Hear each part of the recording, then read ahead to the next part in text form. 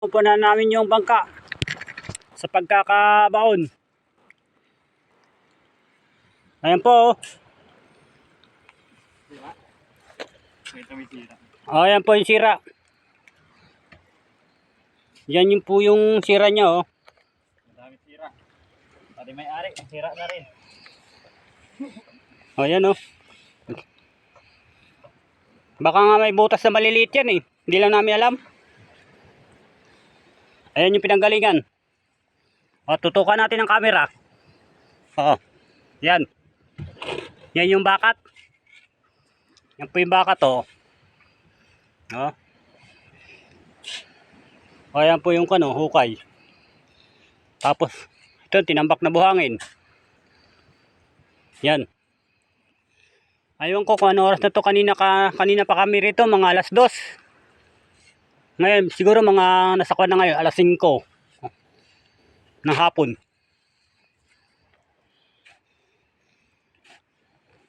Lapitan po natin yung kanang bangka. Nako. Wow. Yan po yung mga kanya.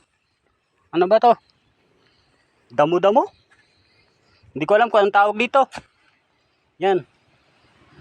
Mga damo-damo nakalagay dyan.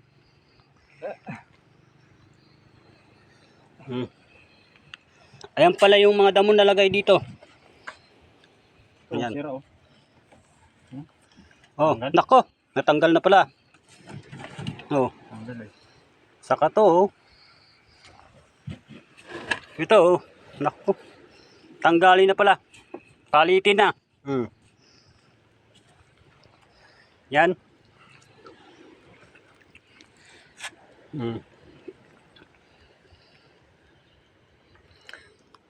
Siguro ang pagkabaon niyan kanina abot dito. Ituro ko na lang ng pako Dito. Yan. Halos patabunan. Halos dito. Yan, sa may pako. Yan.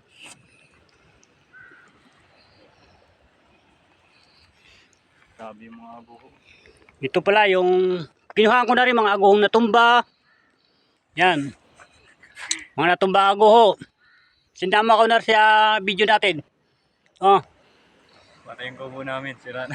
Tapos yung kubo, may kubo kami dito tinatambayan Sira na. Wala na, nasira na. Hindi lang sira. Natabunan na ang buhangin. Bungaw na sa buhangin. Tara, lapitan natin para medyo maganda-ganda.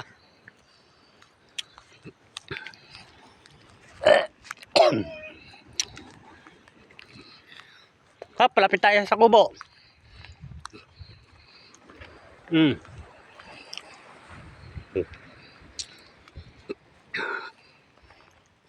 Ito yung kubo. Yan.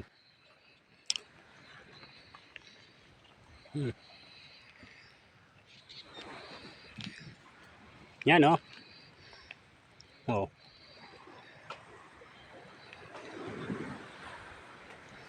Daming mga natumbak.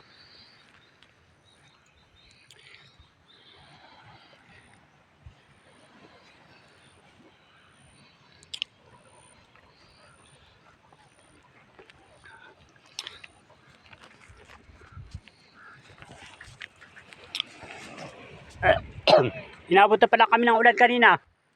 Ang lamig, nilalamig na ako. Ang ulan, nilalamig na ako. Ang lamig kanina. Yung cellphone ko, ito plastic. Yan.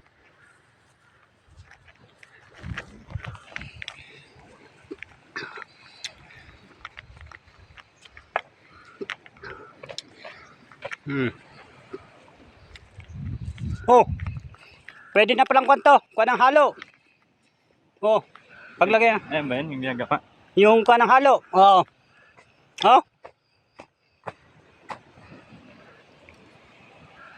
Ito pala. Yan yung kuha natin ng naghukay ng bangka.